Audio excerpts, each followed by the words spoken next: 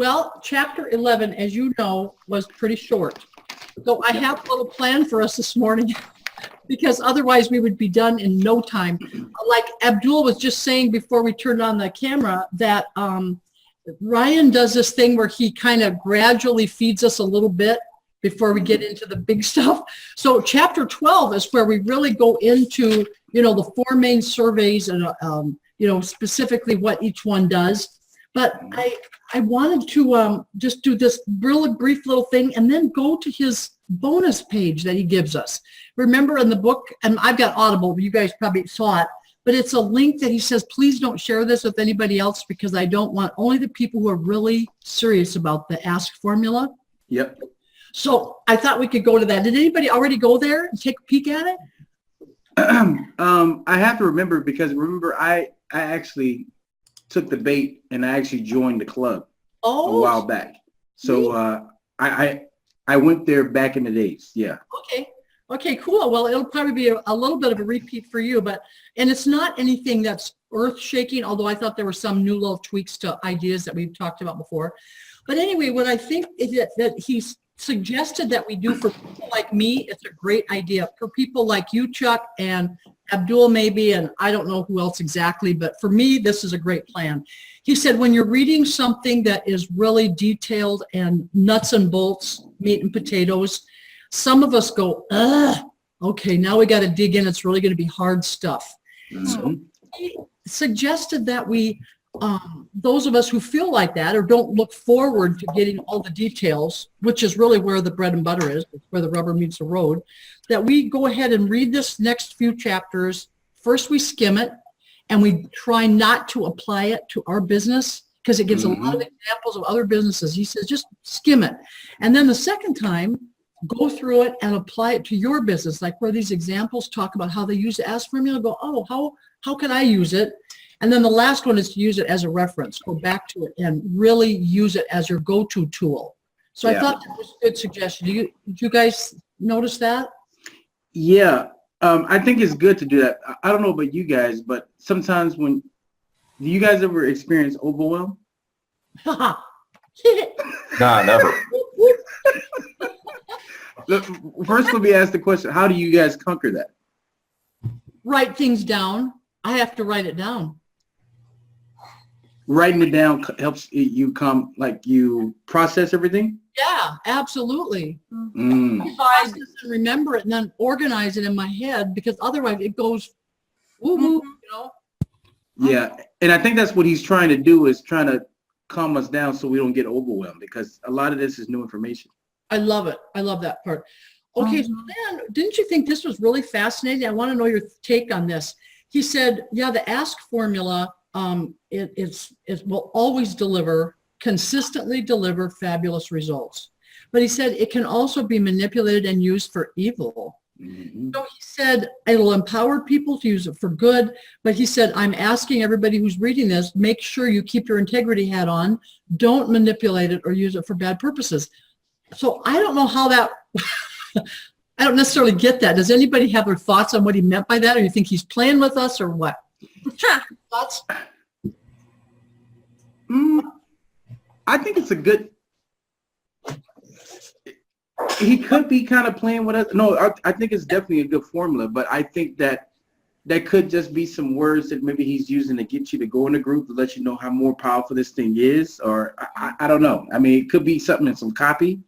Because I know he's a student of copy, writing some good copy. So I don't know. It could be a persuasive thing. It could be, and it is a dynamic process, not a static process. That even though it consistently delivers great results and it's a specific formula, it's not like, okay, this is just it, and you follow it exactly like this. You can refine it. You can tweak it as you go to make it even more successful. It's applicable, kind of morphs as you evolve. So maybe there's some way you could take that off on a dark track. I don't know. But I guess we'll find out tomorrow when we really dig in. But the thing I loved that he gave us was that link. And so I was going to take us there and just walk you through his bonus page, which is the thing he asked us not to share with anybody else. Okay, so this is Ryan's bonus page. Which doesn't work. What's that? It didn't work for me. Oh, I forgot to share. I'm sorry. What a dork. Hang on.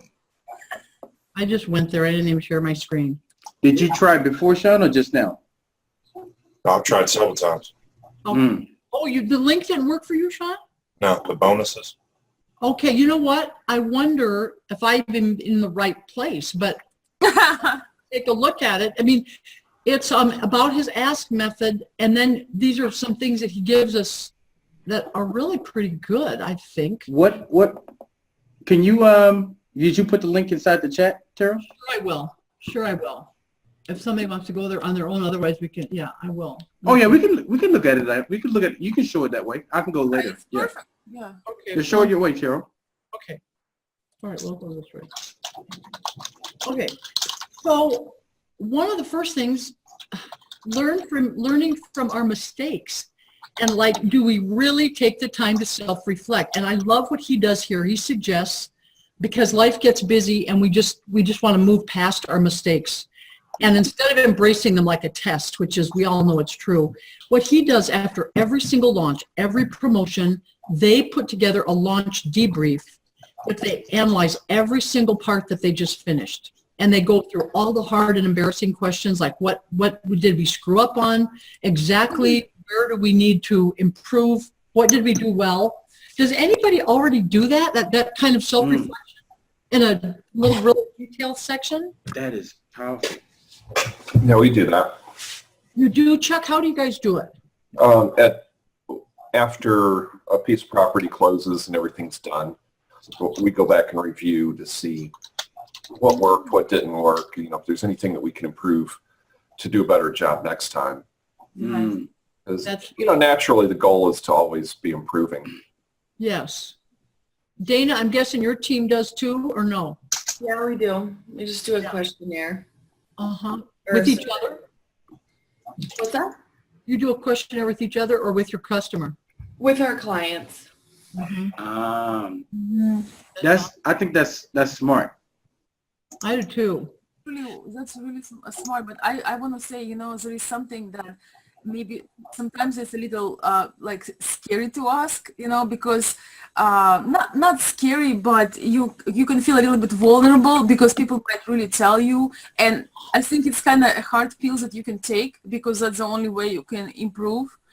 But, you can feel somewhat sensitive. Let's say, Terrell, you had your first presentation, it's your first thing and you are nervous enough and you're doing some, also I feels like you're never nervous, but you do something and you don't have as much confidence yet, and here people tell you, well, I wish that would be better, so it's kind of like can be a little sensitive. I love that, Veronica. And you did the perfect segue to the number 2 one that he offers, is not to take it personally, but he also says and I love this because we have a built-in system with the book club. It says always ask what other people's mistakes are when you're talking to your friends so that we don't make them later. So it says don't just ask them what they've done well, but ask them what they think that was their mistake.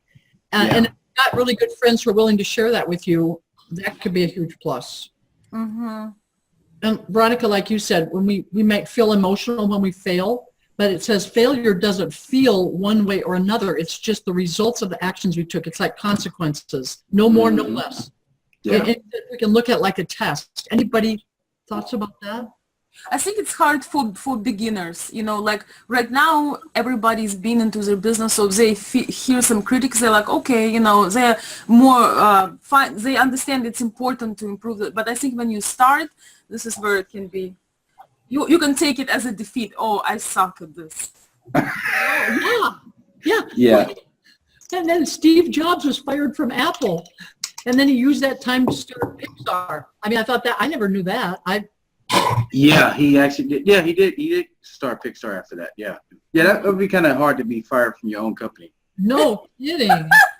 There's also another little sidelight to that, is that he also started Next Computer during that, which Apple bought when he became the new interim CEO of Apple. Yeah.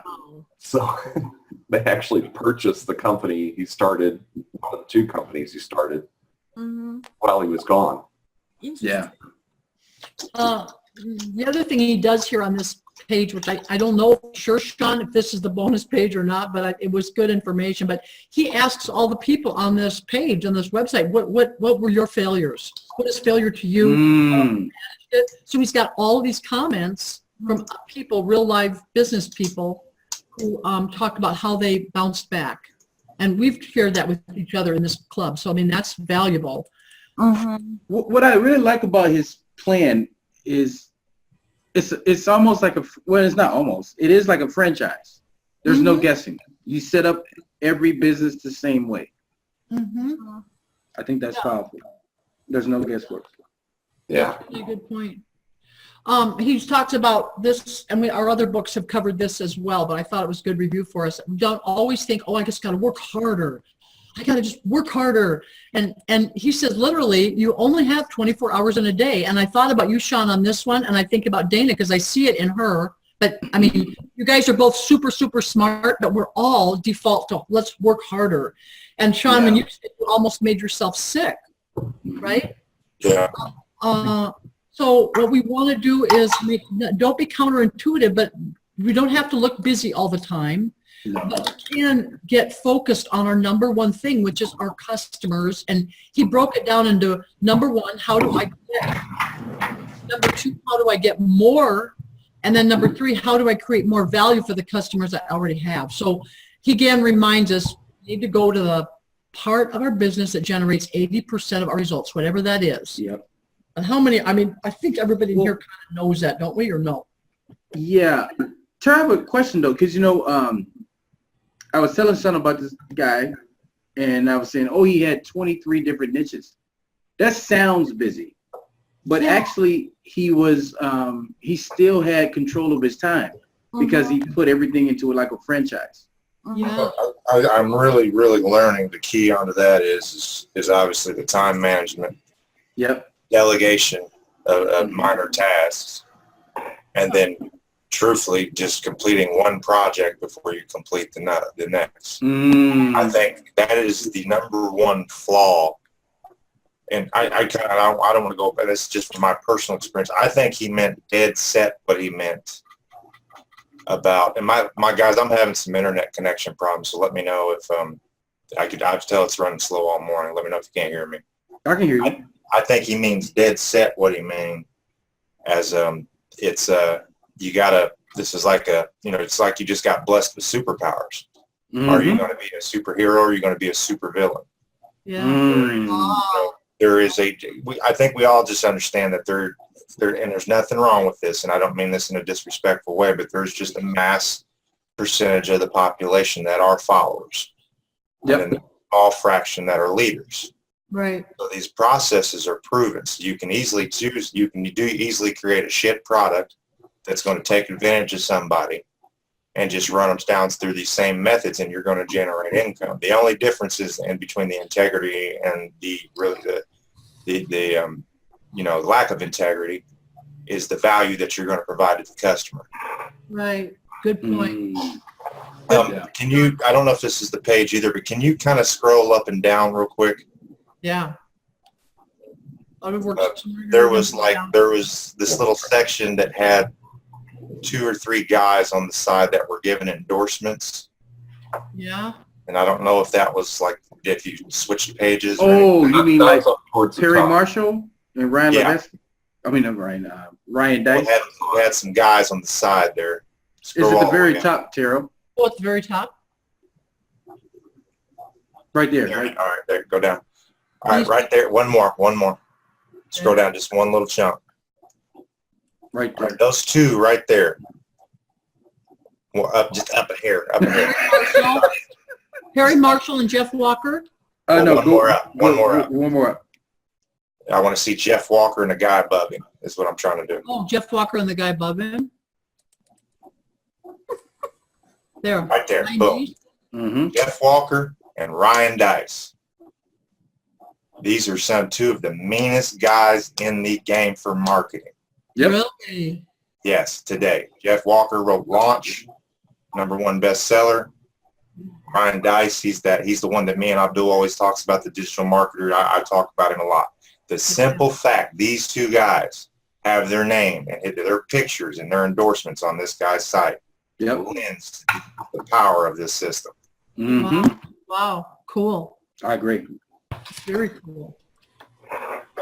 How about working, any other comments on working smarter versus harder, or should we keep going? Because, I mean, I think we do recognize it's all about our customers and identifying which part of our business he gives us some suggestions on what we might do, setting aside an hour to write that deep dive survey that we're going to really break apart in small pieces tomorrow. Some of you already know that, or getting feedback on a proven product.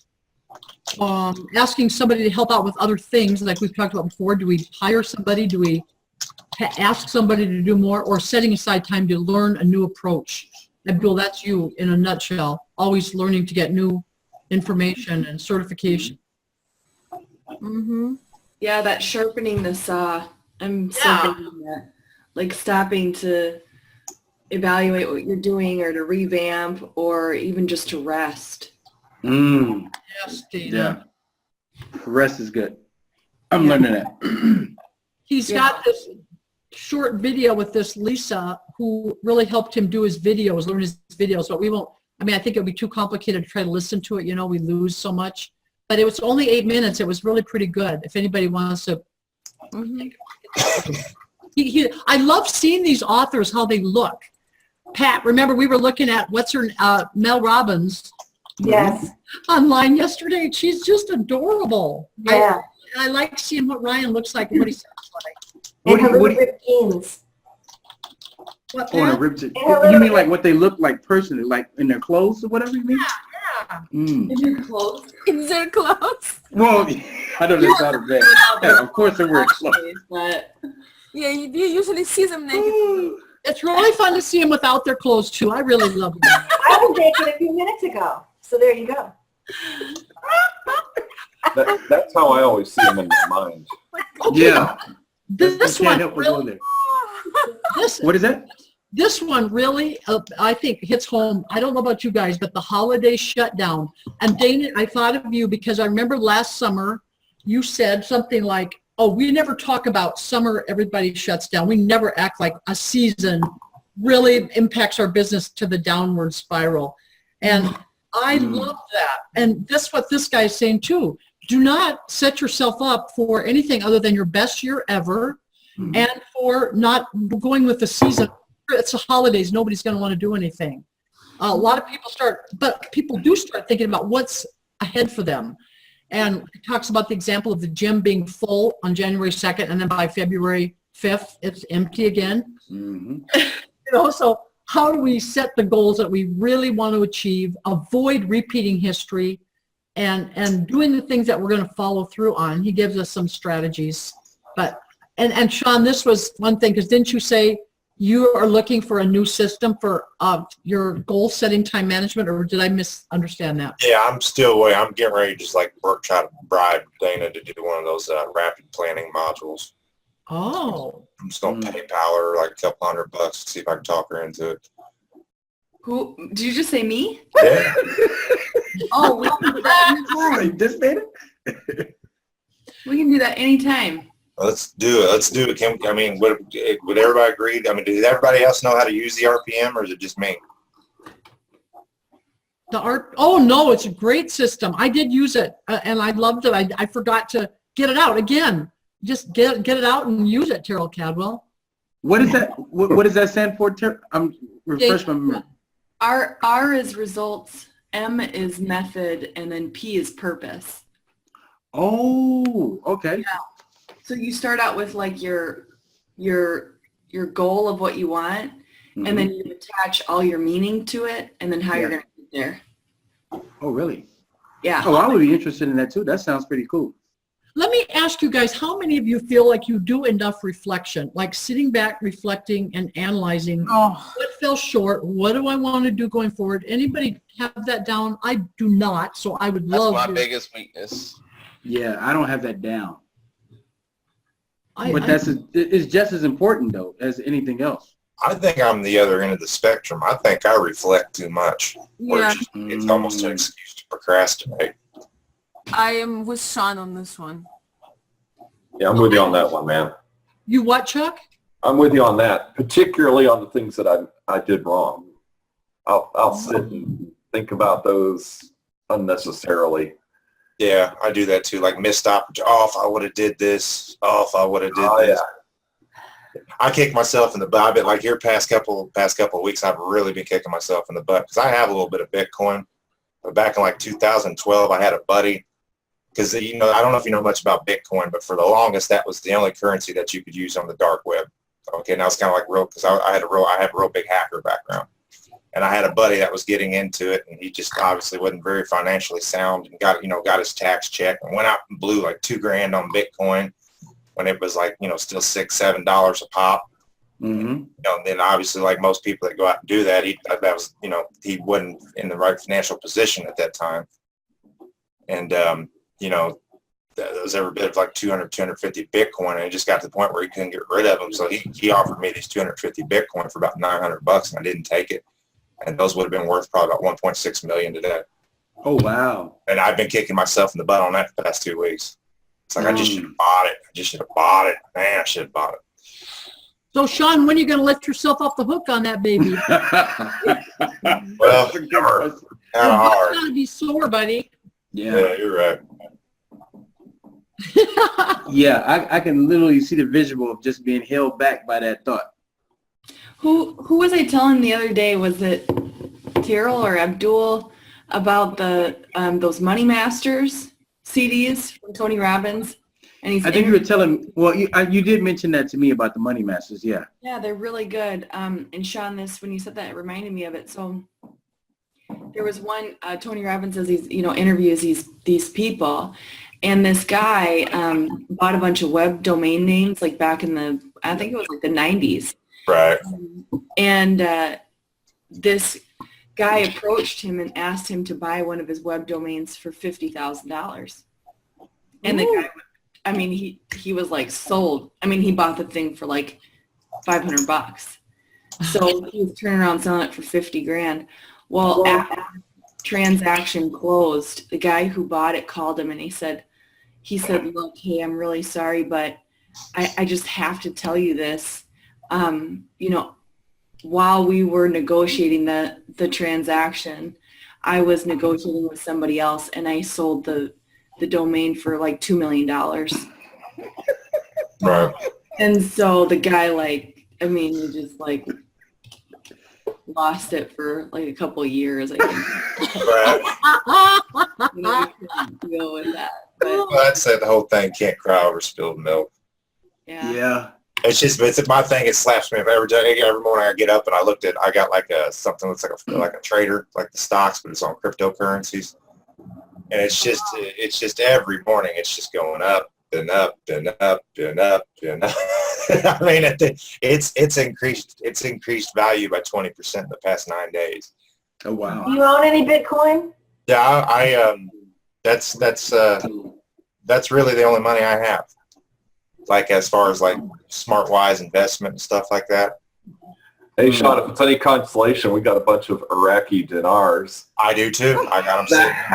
I do too. I had a buddy, my buddy down Stefan. He used to like follow Dinar Guru and all this, and all I got to do is evaluate it at $1, and we'll be rich. And this, I got them sitting right there in the safe just in case. But Yeah. I was very blessed. That's And where they're going to be 20 years from now, probably.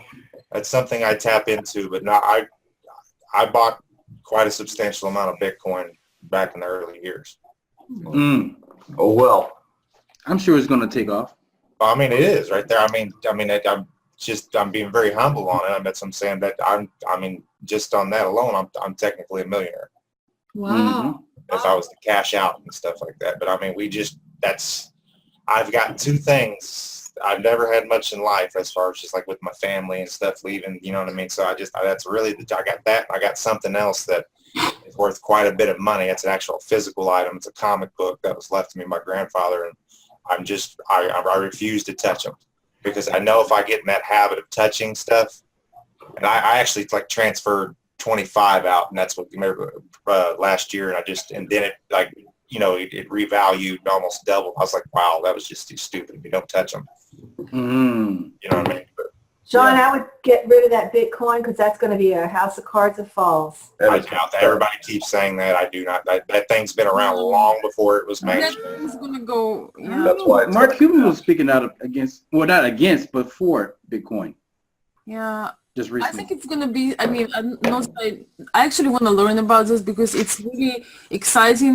I had some of my followers actually going to Ukraine for the Bitcoin conference, and I think it's. I don't understand much about it yet, but it sounds like it's a big threat to a dollar, which means it's probably gonna. It's probably going to be something that. That will grow as an alternative because we don't have much alternatives. Yeah. Then, I mean, it's been around about 9 years now. Yeah. I mean, Yeah. Mm-hmm. It's very interesting. I'm fascinated by that. I don't want to have a conversation with, damn, I should have sold that. I could have been a millionaire. yeah, that's true. Yep, I'll be kicking myself then too.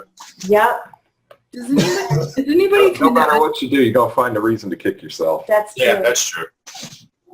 Well, What- maybe What we do you say, can Dana? go ahead, Dana.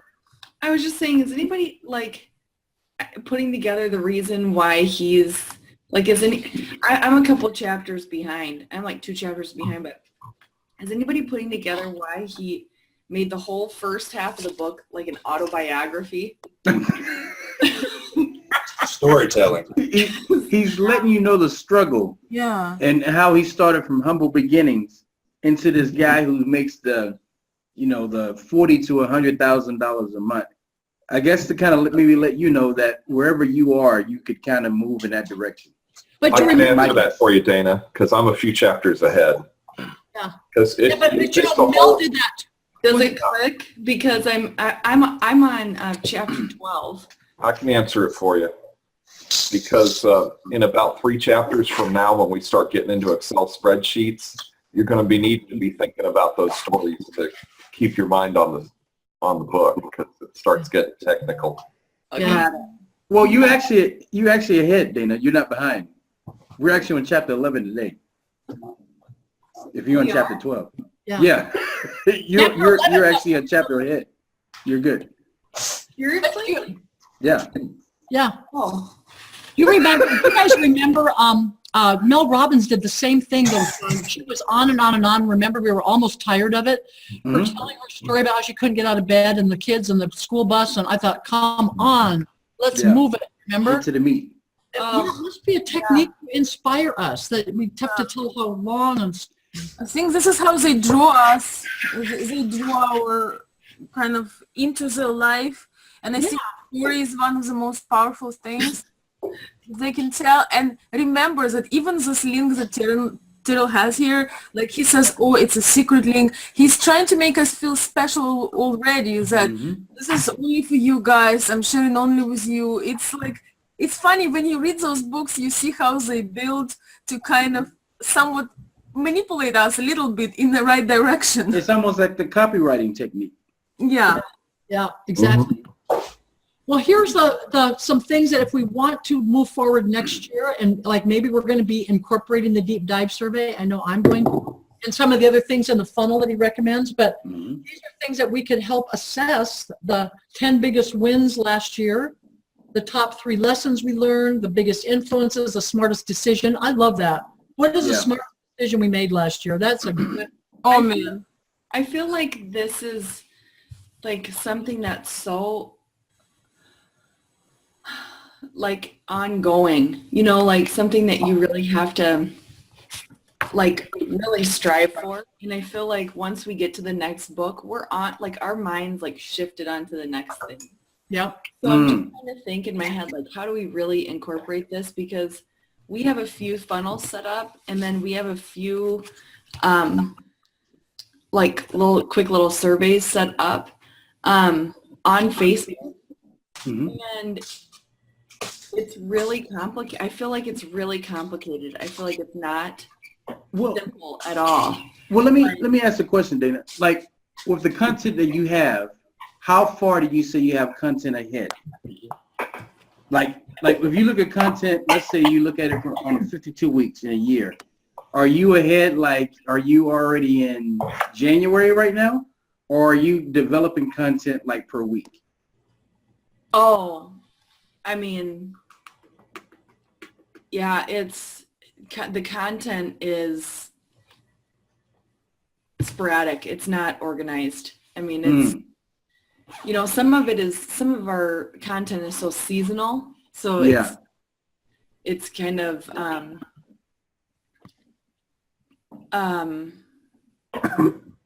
I mean, it's kind of organized that way in season, but this first year we're doing it, I feel like it's a little bit scattered.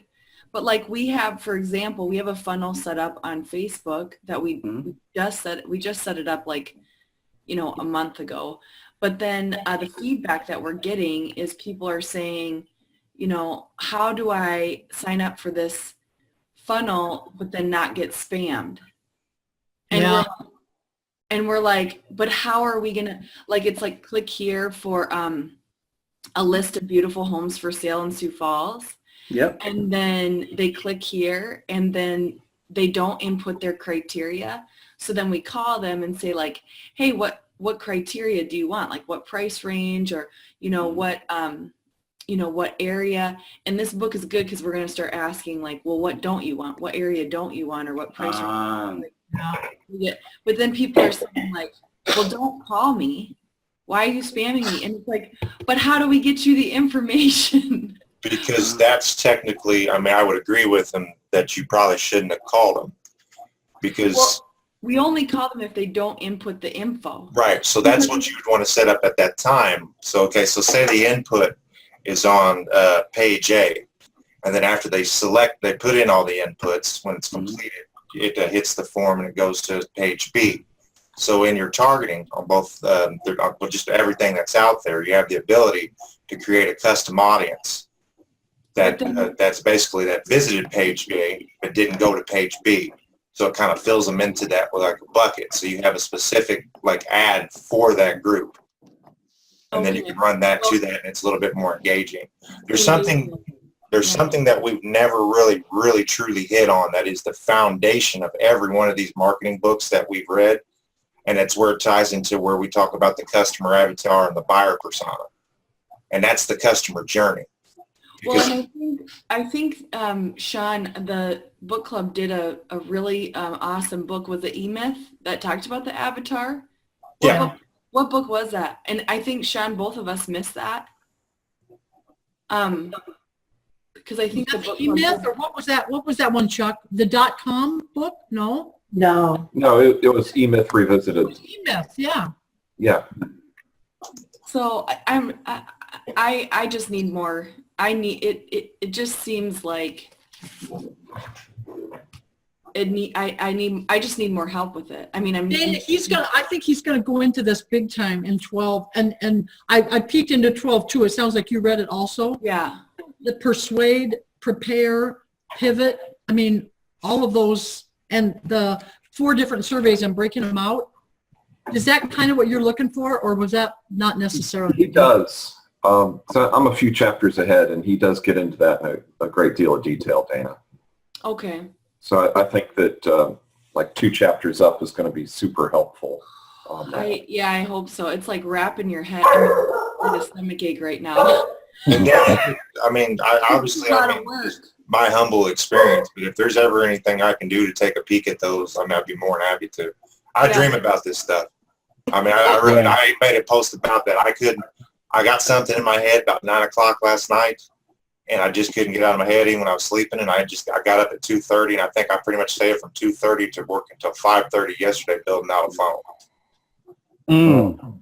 I agree. Dana, I see it more as actually helping you to get more of your time back. Yeah. Because it's kind of doing a lot of the things for you automatic, and you may figure that out here later on in these chapters. Maybe right now he just doesn't have enough information to kind of explain what he's saying fully. It's definitely time, but it also gives you the ability just to be in 1,000 places at one time. Yes. Which we're all in sales perspective, we know no matter what, sales is a numbers game. Yeah. It's, get in front of X amount of people to set, Y amount of goals to get Z amount of results. So it just gives you the ability to really be in 1,000 places at the same time. Yep, I agree. I believe the other thing is to not rush the chapters as well, because even this chapter, chapter 11, no, I'm sorry, 12, you know, it has so much in it, like the deep dive survey. You know, I think we would need, and the micro commitment bucket survey. I mean, all of those, I think we need to go over them very carefully. I do too, Pat. Yeah. Like 12 is where he really breaks it down. Like 11, that's why it's so short. That's why we're kind of on the bonus page, because I'm excited for 12. Yeah. Can you post a link to the bonus page? Maybe I'm just going the wrong place, please. Sure. You don't care. There was something that really stuck out to me on chapter 10 that is just kind of between the lines that I just think is really just, to me, I'm starting to realize it's just the most fundamental part of being successful and being an entrepreneur. These guys, it just shows these guys were willing to live below their means for several years so they could live the rest of their life in a way that no one else could. That's right. That's No, you Dave almost. Ramsey says that Yeah, I all was gonna say, repeat that. Yeah, I was gonna say Dave Ramsey. That's basically what he says. He preaches. live like no one else so you can live like no one else. I think that's what Dave Ramsey says. Do Yes, what other people, my favorite is like do what other people want to have what other people don't, or something like that. Yeah. And there's another thing that I thought I just really found, and I mean, this is, I have a wonderful relationship with my wife, but I really, we can always improve and things like that. That first couple of chapters ago, I said something, well, he's living in a luxury apartment in China while she's not living what to do. And he clearly referenced, well, she got this opportunity and, this is time for me to back her in this. So we're going to pack up and move to Texas. So I see a lot of support from both of them. Yeah, I Together agree. as far as their goals. I think that's a huge part to it as well. I see neither of them being selfish. No, I mean, You know, that's what I see. and you never know. I mean, there could have been some arguments in between those. I mean, but then they're not going to put those in the book. But You live in a luxury apartment and I live in a pretty flat. yeah, see, my wife would never had that. She's like, no, boo-boo. My wife would never had that one. That wouldn't have been cracking. That wouldn't is so happen funny. over here either. But maybe that's just the southern chivalrous, I can't pronounce the word, in me, but I never would have did that. I would have made sure she was actually, I'll sleep in a cot under a bridge. It don't take much to make me happy. Simple, Aw. very simple. Well, I guess too, how many wives are actually working on their PhD and working on it in Hong Kong? Yeah. That doesn't happen every day. About Nope. 7 of them. Yeah, that's Shauna. kind of crazy. Shauna's doing that. That's pretty fearless to be in Hong Kong. I don't think Hong Kong's the most, I don't think it's the safest. I mean, I don't think it's the safest. What? I thought it was safe. We'll send Veronica over there. She don't care. I would say I'd North love to Korea would go. be pretty I would dangerous. too. Hong Kong. I would love to go to Hong Kong. It's like, I mean, I'm just saying for a young, beautiful woman by herself, it's... No, actually, it's very safe. The cops there are so oh, nice. is it really? Yeah, I mean, It's much safer than Africa, Dana. that's That's definitely true. believable. That's That not is very true. hard to... Yeah, the bubonic plague is in 9 places in Africa right now. I don't think I'd be wanting to go there right now. No, I think Korea. Should we go to Korea and work on our PhD? Like there's a lot of culture. I've always just been fascinated with Asian cultures. I mean, it's just yeah. my martial arts background and just really the philosophies of them. I'm not gonna lie, I really have. I find a lot of wisdom in Asian cultures. yeah, but I can't get over the fact what we gonna eat. That's not a lot. ducks. You know what? You know, About Hong Kong is technology. Like, oh my I God. love the antique and retro stuff, but going to the place where everything is super new, ahead of time technology, I think it's like a travel to the future. I'd love to go to Hong Kong. So if you guys ever want to get rid of me and send me there, I'm I put it like this: you go to Hong Kong, you'll be like, this has to be the most wealthiest place in the world. Unless you go to Dubai. Yeah. That's a whole other argument. But yeah, Hong Kong is where they make everything. yeah. I'd love to go there. But yeah, so so far, like I said, he still is trying to spoon feed you what he's actually doing with this whole ass formula. Spoon feed you. That's good. That's funny. Hong Kong hadn't made it on Yolanda's top 10 list yet, so I'm pretty convinced it ain't worth visiting yet. Mm? She's got Dubai on there. Yeah. Yeah. Her reality TV stars hadn't posted anything from there yet, I guess. Coming to you live from Hong Kong. Didn't they lose their annexation? The who? Hong Kong for the longest was not ran by China. No, it's separate. Because Hong Kong is actually a diverse place. It's more like Hong Kong has like the second biggest gay population in the world, next to San Francisco. Brother, I didn't know that. Okay. Yeah, they're very free, and China always tried to fight against that freedom, and that's that. But Hong Kong is very, very free. Right, because it was technically an annexation for the UK, and that's what I'm saying. I thought a couple of years ago they actually lost that and it became reabsorbed back. Yeah, and they were not happy about being, with China. As far as I know, I have a client from Hong Kong. Yeah, you're right about that, Veronica. Yeah, they're not happy. They like, and they are way more advanced, and I agree. They're way more diverse, and it's different cultures in China. So if choose from two, I'd definitely go there. China's always get mistaken this. When we went there, they were like, "Oh, when I first saw you, I thought you were Pink." She's always been called that. Yes, that's true. The artist Pink. Yeah. I know what you mean. Play it off, buddy. Right? Play it off. Why, yes, that is Pink. Can we get no paparazzi. She wants no question. Hurry up. Her back. What can you give me for free? Oh, man. Okay. And Shauna has the right attitude, too. Yeah, she does. She does. She could play that up in a heartbeat. Yeah. Yep. Is Terrell still there? She's on mute. She's on mute. You're on mute, Terrell. Still on mute. You're still on mute. Terrell. Is she still? Her mouth is moving. Yes. She can't see. Yeah, maybe I'll type her. Terrell, you're on mute. See that? All right, thank you. Oh, there she is. I myself, I was up in the screen somewhere. All Okay, right. so do you want to finish this up quick? This the holiday shutdown. Well, this was good. I think we're the focus on planning is better than annual planning, and I totally agree with that. It's more predictable. It's more structured when we do 90-day chunks, even though we want to have a 3-year plan and a 1-year plan. So I don't know if we want to do this when we're going to get into all the meat tomorrow and the rest of this week, but what are our top 3 goals for the next 90 days? Maybe we're already setting those, but if we're not, we should be. What will it take for us to make them a reality? What are the action steps we got to do, the RPM? And then I think otherwise it's kind of wrapped it up. He's got a bunch of stories on this page if anybody wants to take a look at that, and comments from regular readers like us. Yeah. So anyway, that's all I had for today. So tomorrow was Dana. Did you want to lead tomorrow? Could you lead tomorrow? Who did you say? Can you lead tomorrow? No, I'm working out with a trainer on Tuesday and Thursday, and I have to be there by 5:30. I can do it. Thursdays.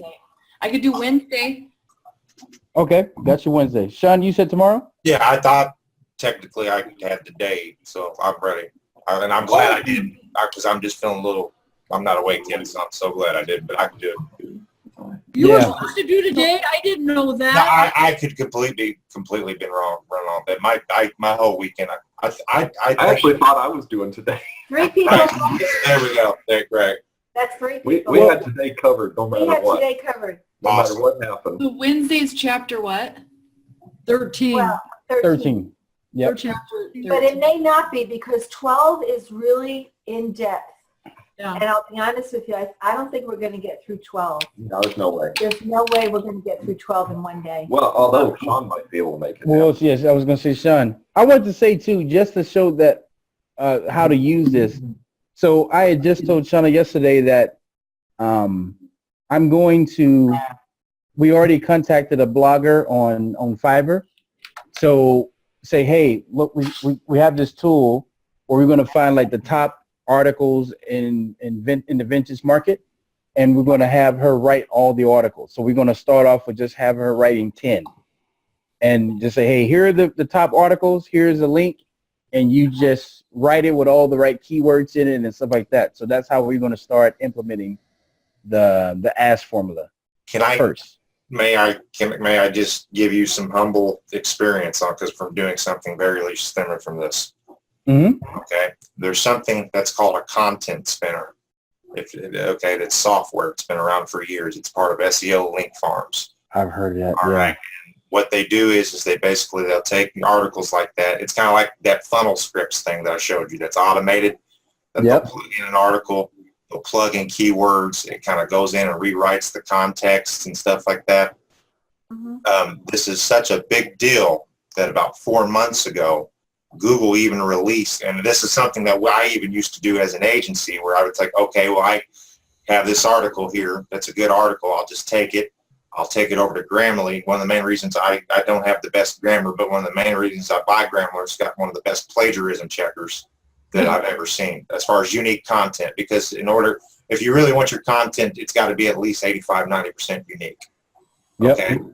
But Google has got so advanced, and so basically what people would do is okay, say it's a blog on how to sell tulips.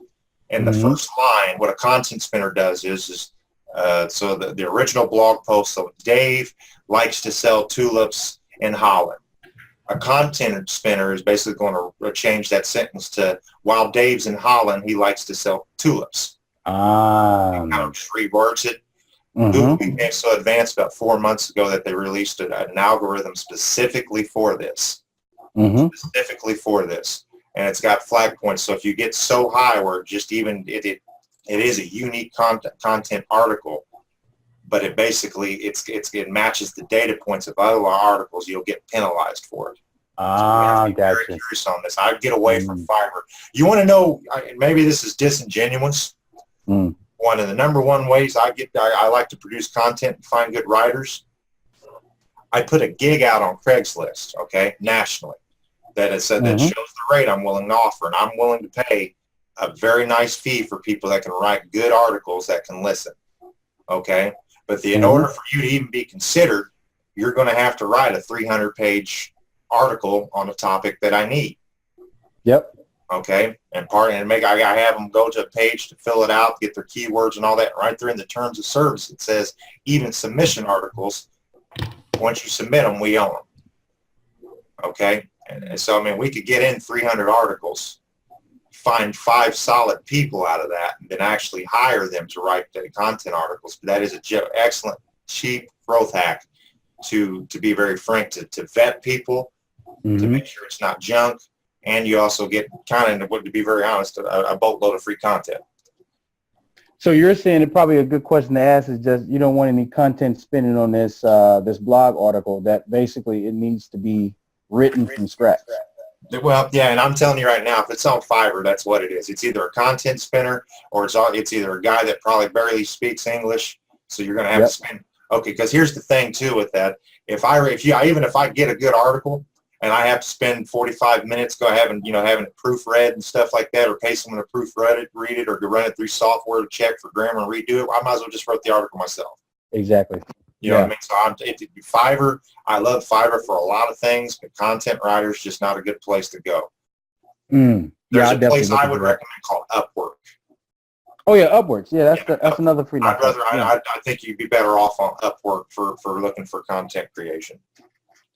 All right, cool. So thank you for that. Growth hack, dude. I'm telling you, with the vetting, you know, there's nothing wrong with being asked to put your skills in place. Yeah, that's true. Mm-hmm. All right, cool.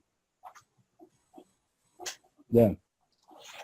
Is anybody you said you're a member of the master class of Ask Method, aren't you, Abdul? I was. I'm not now, but yeah, I was. Do you think About you a can year. get back in? Oh, you can always get back in and just pay the $97 a month. Well, maybe it's more than that now. Did you get some value for what you paid?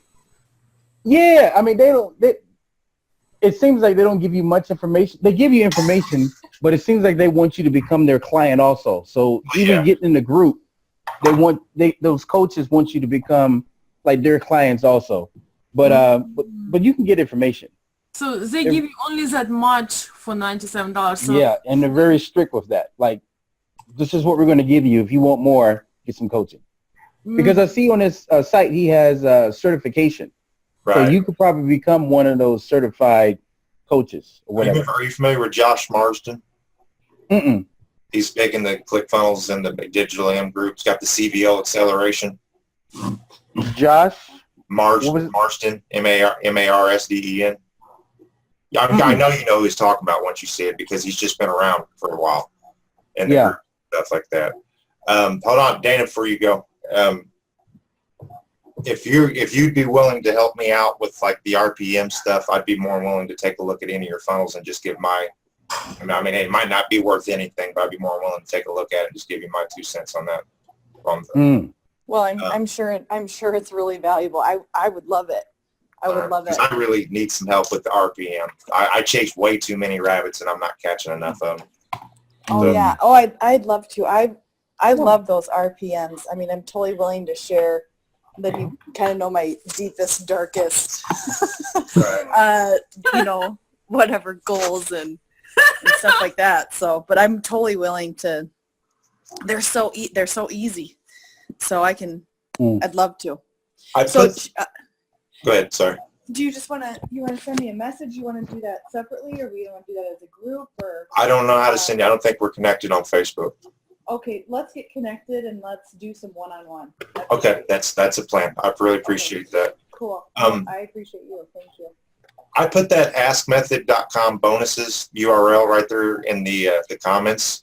Can you guys check that? I'm getting a 404. That doesn't work for me either. It's 404. Right, so I want to reach out to him. And what probably happened is people buy the book and then they share the URL and everybody's going in and grabbing it. I'd like to ask for him, tell him that we're a book, try to reach out to him in some way and tell him we're a book club because they got to have these resources somewhere. And I think we bought the book. I think we deserve the resources. Yeah. Do you guys know on one of the websites, he says, click here for your free book. All you have to do is pay $4.95 for shipping. That's Brunson. His website. Yeah, that's the funnel he has too. Yeah, you pay for the shipping. Yeah, that's the free book funnel. You're starting to see how the lines blur. Yep. Yeah. Yep. They're all connected, man. Yeah. They're all connected. And he actually talks about that in the group too. But I heard it there first before I heard Rosa Brunson said. He talks about that free book funnel. Right. That you actually, it's free, but you actually pay for the shipping. So really it's not free. Profit also. Oh God, yeah. Have you guys ever heard of the GKIC Insider? You dropping some dimes here. Well, Yeah. GKIC Insider. If you'll see it all the time. Where they'll get the books. They just pay the shipping and handling and stuff like that. And guess who runs that? Right? Dan Kennedy, the Godfather. That's where it all came from. Oh wow. Yeah. Dan Kennedy, the man. And you don't see him on here like running ads for courses and stuff like that. I mean, he don't. The reason why you don't see ads for Dan Kennedy is the same reasons you don't see ads for Bentleys or Lamborghinis. Yeah. Yeah. What's understood doesn't need to be explained. You know what I mean? Yeah, you're right. You're right, Sean. But yeah, so you have it tomorrow, and then Dana has it on Wednesday. So, all righty, guys. I guess that's it. Unless you guys have something else.